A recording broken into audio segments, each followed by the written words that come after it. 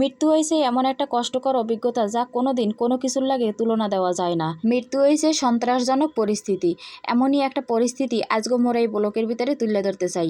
মৃত্যু হয়েছে এমন মুহূর্তের মধ্যেই সমাজ, সংসার, সন্তান, স্বামী স্ত্রীর বন্ধন সবকিছু মুহূর্তের মধ্যে ছিন্ন বিচ্ছিন্ন করিয়া এলায়। একমাত্র এই পরিবারটাই জানে যে এই সময়টা যে কতটা কষ্টের, কতটা কঠিন, এই সময়টা যে কতটা বেদনাদায়ক, পরিবারটা ছাড়া আর কেউই বোঝে না। এই যে বয়স্ক লোকটা দেখলেন, এই লোকটারই একটা জোরের কবুতর আছিল আর দুইজনেরই একটা সোনার সংসার আছিল। কিন্তু কি হইবে কন, আল্লাহ নিজেই হয়তো চায় নাই যে হ্যাগো এই সংসারটা চিরকালের জন্য বাঁচতে থাকুক, অথবা হয়তো চায় নাই যে অন্তিম সময়টা পর্যন্ত দুইজনের একলগে হ্যাগো সংসারটা থাকুক। আর এই কারণেই হয়তো হ্যাগো সংসারটা আজ শেষ হয়ে গেছে। এই যে দেখেন ঘরের ভিতরে এগুলো হলো মিডা আলু, ধান, চাউল, ডাল, কোনো কিছুর কি অভাব আছে গড্ডার মধ্যে?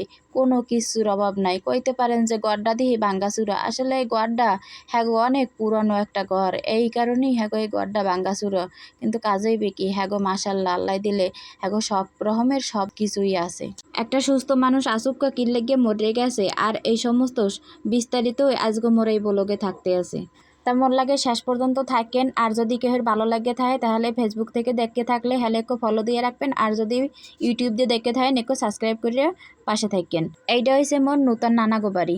আপনারা অনেকেই জানেন যে মগো আব্বাইগুলো দ্বিতীয় বিয়ে হচ্ছে, আর দ্বিতীয় বিয়ে কিল্লেগে হচ্ছে হেইয়াগুলো একটা ভিডিওতে দেওয়া আছে। যে যদি কেউ এই ভিডিওটা দেখতে চান, এই ভিডিওর ডেসক্রিপশনে হের লিঙ্কটা দিয়ে দিব, মানে আপনারা হাইন্দে দেখে লইয়েন মোর বাপে কিল্লেগে দ্বিতীয়বারে বিয়ে হচ্ছে। চলেন এখন ভিডিওর মূল কথায় যাই। আপনারা তো হগলেই জানেন গ্রাম্য মানুষগুলো একটু অন্যরকমের থাহে। হেরা সবসময়ের জন্য নিজের স্বাস্থ্যটারে কোনো সময় কেয়ার করে না, হাঙ্গাদিন খালি এহান ওহানে কাম হরতেই থাকে। আর এই সমস্ত কামের কারণেই হেরা নিজেদের শরীরের প্রতি কোনো রকমের খেয়াল রাখতেন না। ঠিক এই রকমেরই এই ঘটনা ঘটছে মোর এই নানির লাগে। এই নানিও সবসময়ের জন্য এই ঘরের সব রকমের কাম সামলাইতে সামলাইতে নিজেরে এক ফিরের জন্য সামলাইতে পারে নাই।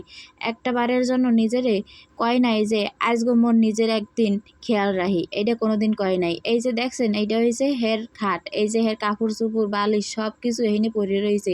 এই জায়গাটাই এই 2 দিন আগেও হে হুইয়ে রয়েছে, ঘুমাইছে, এই জায়গায় উড্ডে আল্লাহ বইছে, আসছে, কত রকমের হের জীবনের প্রত্যেকটা মুহূর্ত হের এই শহীদের উপরেই কাটাইছে। আর হেই ঘরে হেই সহিতেই আজ দেখেন কত মানুষের ভিড় পড়ে গেছে, কত মানুষ এখানে বইয়ে কান্দাকারি হরতে আছে, কত মানুষের কত কষ্ট এখানে বইয়ে বর্ণনা দিতে আছে। লাভ কি হইবে? সেই মানুষটাই তো আজ এই আমাগো মাঝে নাই। তাই আমাগো ভিতরে যে কষ্টগুলো, যে যন্ত্রণাগুলো, সেগুলো তো আর কোনোদিন হেরে প্রকাশ করতে পারবো না। আর হের ভিতরেও যদি কোনো রকমের কষ্ট থাকে তা সেগুলোও হে আর কোনোদিন মোগল দ্বারে প্রকাশ করতে পারবে না।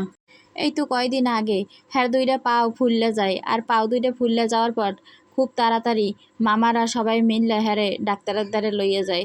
ডাক্তারের দ্বারে নিয়ে যাওয়ার পর হ্যারে অনেকগুলো টেস্ট দিয়েছে ডাক্তারে, দেওয়ার পর অনেকগুলো টেস্ট করছে। এরপরে যে সময় আলট্রা করছে, আলট্রার করার পর হেইনে দেখে যে হ্যার লিভারে কি যেন একটা দেখা যাইতে আছে। এরপর ডাক্তারে কইলে যে হ্যার লিভারে দাগ পড়ে গেছে, মানে হ্যার লিভারের উপর গা হইছে। তা কী রকমের গা হইছে সেই ডাক্তারে সব রকমের খুললে কয় নাই। তাই না কওয়ার পর ডাক্তারে কিছু ঔষধ দিয়ে দিয়েছে। এরপর লইয়া আইছে বাড়িতে আনার পর এরপরে কিছুদিন পরেই হঠাৎ করে আর একটু বেশি অসুস্থ হয়ে যায়। অসুস্থ হয়ে যাওয়ার পর ডাক্তারের দ্বারা যে সময় গেছে, ডাক্তারে কইছে এই ঔষধ খাইতে থাকেন আর আল্লাহ আল্লাহ হরতে থাকেন। এরপরে আর কি হইবে, হঠাৎ করে একদিন হ্যাঁ উড্ডা একটু আসছে, কথা কইছে সবার লাগে। এর মধ্যে হঠাৎ করে যে এরকমের মরে যাইবে এটা মোরা কোনো দিনও বুঝতে পারি নাই। কোনো দিন বুঝি নাই যে হ্যাঁ আজগো এই রকমের এমনই একটা সকালে এই জায়গায় বইয়া হ্যার জানাজা হইবে, কোনো দিন মোরা এটা কল্পনা করতে পারি নাই। এই তো হ্যারে শেষবারের মতন গোসল করাইয়া এই জানাজার জন্য লইয়ে গেছে। আসলে মানুষ কি, এই দুনিয়াটা কি, এই দুনিয়াটা এই পৃথিবী আসলে কিচ্ছু না। চোখ 2টা বন্ধ হইয়া যাওয়ার সাথে সাথেই হ্যার এই পৃথিবীর সাথে সমস্ত সম্পর্কই এক নিমিষের জন্য একদম মুছে যায়। এই তো হেরে হগলে মিল্লা হের শেষ গাড়িতে চড়াইয়া হেরে এই মাঠের ভিতরে লইয়া আইছে। আর এখন হইবে হের জানাজা। আর এই জানাজা শেষে হের জীবনের সমস্ত হিসাব নিকাশ শুরু হইয়া যাইবে। আর এইটাই হয়েছে মানুষের জীবন। আপনারা হয়তো অনেকেই জানেন যে মগো গ্রাম্য মানুষ বেশিরভাগই একটা কমন সমস্যায় বেশি মারা যায়, আর এই কমন সমস্যা হয়েছে ক্যান্সার। এই ক্যান্সার রোগটা এমনভাবে মগো গ্রামের মানুষের মাঝে ছড়াইয়ে গেছে, গ্রামের বেশিরভাগের মানুষ এই ক্যান্সার রোগে আক্রান্ত হইয়া খুব তাড়াতাড়ি মরিয়া যায়। যেমন মগো মায় একদম অল্প বয়সে এই ক্যান্সার রোগে আক্রান্ত হইয়া মরিয়া যায়। আর এই যে নানি, হের বয়স কিন্তু বেশি না, কিন্তু হেও এখন এই ক্যান্সার রোগে আক্রান্ত হইয়া মরিয়া গেছে। আর এই ক্যান্সারের মূল কারণই হইছে তার শরীরের যত্নর অভাব। আর এই শরীরের যত্নের অভাবেই প্রত্যেকটা মানুষ এই রকমের ক্যান্সারে আক্রান্ত হইয়া খুব তাড়াতাড়ি মরিয়া যায়। বেন্যা হালে নানির দাফনের কাজ শেষ হইয়া গেছে, আর বিয়েলে হালে দেখি চারিদিক আন্ধার হইয়া কেমন ম্যাগে গির্জে হালাইছে। মনে হয় যেন এখনই জম্মের নামা দেওই নামবে। এরপর কতক্ষণ পরেই দেখি কি বাতাস ছড়ছে, লগে দেখি দেওই শুরু হইয়া গেছে। এরপর মোরা বাবাকে মিললে ঘরের মাচার উপরে উঠে এরপর তাহার দেখতে আসি এই যে দেওই শুরু হয়ে গেছে জম্মের মতো। হ্যাঁ, খালি দেওই না, চারিদিকে দেখি ঠাডা পড়ে, আবার হেয়ার লাগে বাতাসও আছে জম্মের মতো।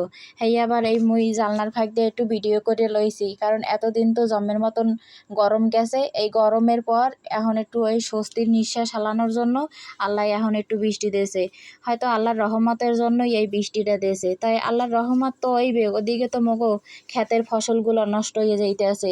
আপনারা তো জানেন যে মগো সূর্যমুখী, মুগ ডাল সব কিছুই মগো এখন ক্ষেতের মধ্যে। একটা মানুষ মরিয়ে গেছে, হে কষ্ট তো মগো মধ্যে আছেই। এখন আবার যদি এই বৃষ্টির কারণে মগো ক্ষেতের সমস্ত ফসল যদি নষ্ট হইয়া যায়, হে কষ্টটাও কইলো মগো গ্রাম্য লাগিয়া মৃত্যুর যন্ত্রণার চাইতেও কইলো কম না।